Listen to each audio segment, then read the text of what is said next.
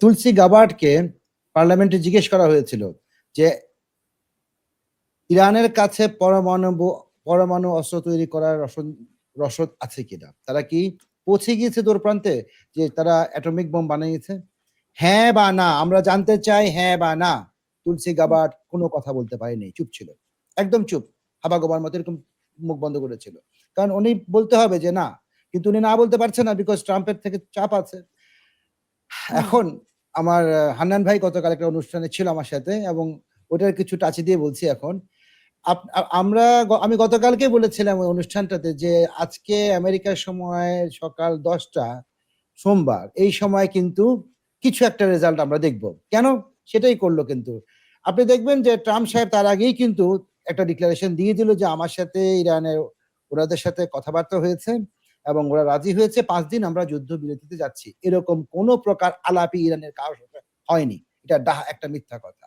এবং Donald Trump সাহেব একটা প্যাথোলজিক্যাল লায়ার।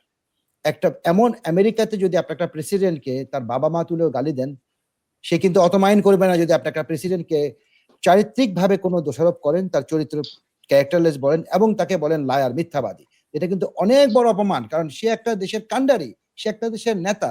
সে যদি এত বড় মিথ্যাবাদী হয়, ট্রাম্প ঘন ঘন প্রতিটা ক্ষণে ক্ষণে মিথ্যা কথা বলে। এখন আসছি ওই প্রসঙ্গে যে কেন আজকে ডিক্লেয়ার করলো। আজকে কি বার আপা? সোমবার। 5 দিন কেন?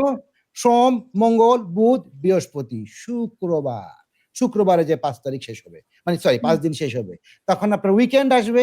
এই উইকেন্ডের ভিতরে উনি চিন্তা করবে এখন আবার পরের সোমবারের ভিতরে কি করা যায়। আজকে যে কাজটা করে কিন্তু উনি শেয়ার মার্কেটটাকে রক্ষা করে ফেললো। এবং if I am not mistaken, Pathan ভাই, ইয়ের দাম কমেছে না আপনার, তেলের দাম $17 কমে হ্যাঁ, গেছে। তেলের দাম কমে গিয়েছে, সোনার দাম কমে গিয়েছে, স্টেবল প্রাইসের দিকে চলে গেছে। এই স্টেবিলিটি ধরে রাখার চেষ্টা করবে এই 5 দিন।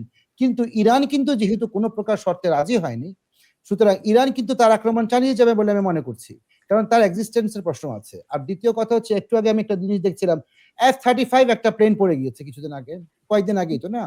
এই প্লেনটা যে পড়ে গিয়েছে, এটাতে কিন্তু পাইলট ইজেক্ট করেছে, পাইলট বের হয়ে গিয়েছে। ওই পাইলটকে কিন্তু, এটা ঘন্টা 14 ঘন্টা আগের খবর, যে ওই পাইলটকে কিন্তু ইরানিরা গ্রেফতার করেছে এবং ওদের কাস্টাডিতে নিয়েছে। এটা কিন্তু ওদের জন্য একটা বার্গেনিং চিপ হয়ে থাকবে, এবং এটা আস্তে আস্তে আমরা জানবো ওই পাইলটের কি হয়েছে এবং ওর কাছ থেকে সমস্ত ইনফরমেশন বের করবে। ওই পাইলট কিন্তু ইসরায়েলি পাইলট, F-35 হচ্ছে ইসরায়েলি প্লেন, ওটা সবকিছু আমরা জানতে পারবো সময়ের সাথে সাথে। আর আর কতগুলো জিনিস বলতে চাইছি আমি, সেটা হচ্ছে কিছুদিন আগে আপনি দেখেছেন যে ডিয়েগো গার্সিয়ার দিকে 2টা মিসাইল দাগানো হয়েছে, ঠিক না? এখন ইরান যদি 2টা মিসাইল দাগায়, তাহলে তো সে জিপিএস কোঅর্ডিনেট করে তার পিন পয়েন্টে সে একটা টার্গেট ফিক্স করে সেখানে মিসাইল দাগাবে। সে তার কাছে 5,000 কিলোমিটার রেঞ্জের না 7,000 কিলোমিটার রেঞ্জে আছে, সেটা তারা ভালো মতো জানে। অনেক কথায় মানুষ বলবে, কিন্তু যখন সত্যটা প্রকাশিত হবে তখন দেখবেন আসলে ওদের কাছে কি আছে। তাহলে এই মিসাইলটা দাগালো কারা? ধারণা করা হচ্ছে এটা একটা ইনসাইড জব, এটা একটা ফলস ফ্ল্যাগ অপারেশন। এটা হয়তো ডোনাল্ড ট্রাম্পের নিজের লোকেরই ওখান থেকে ফায়ার করেছে 2টা মিসাইল, এবং বলছে সেটা কি জানেন, ইউরোপকে বলবে যে আরে সর্বনাশ, এই 4,000 কিলোমিটার রেঞ্জের ভিতরে যদি ইরান মিসাইল দেখাতে পারে, তাহলে তো ইউরোপ পুরো লন্ডন পর্যন্ত কভার করে। এইটা একটা জুজুর ভয় দেখাচ্ছে, কিন্তু ইউরোপ কিন্তু এত বোকা না। ইউরোপ জানে যে তারা যদি এই যুদ্ধে জড়াতে যায় তাহলে কিন্তু ওদের সর্বনাশ হয়ে যাবে। এখন আরেকটা কথা বলছি, সেটা হচ্ছে চায়নার কথা বললো তো আমার হান্নান ভাই এখানে। তো চায়নার কথা কিন্তু নেপোলিয়ন বোনাপার্ট আরেকটা কথা বলেছিল সেই 1812-13 সালের দিকে, বলেছিল লেট চায়না স্লিপ, চায়নাকে ঘুমাতে দাও। চায়না হচ্ছে একটা ঘুমন্ত ড্রাগন, এটাকে জাগিও না, জাগিয়ে তুললে সারা দুনিয়ার ঘুম হারাম করে দিবে।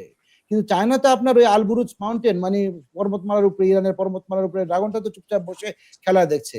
সবচেয়ে বড় বেনিফিশিয়ারি যুদ্ধে হবে চায়না।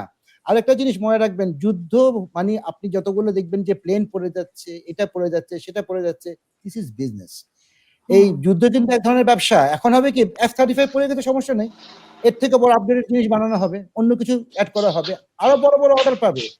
আমার সবচেয়ে কষ্ট লাগে কি আপা, আপনাকে বলবো, এই একটা যুদ্ধ শুরু হলো রমজান মাসে, ঠিক আছে? এই ঈদের দিনটা আমাদের তথাকথিত খলিফা মানে মোহাম্মদ বিন সালমান, উনি কেন কখনোই বা আরব দেশের একটা আরবের বুকের ভিতরে একটা ইসলামী মনুষ্যত্ববোধ জাগলো না, যে গাজাতে এতগুলো লোক মারা গেল, তারপরে আপনার এখানে 170টা না কত বাচ্চা মারা গেল, ইরানের এতগুলো নেতাগুলো ওরা হারালো।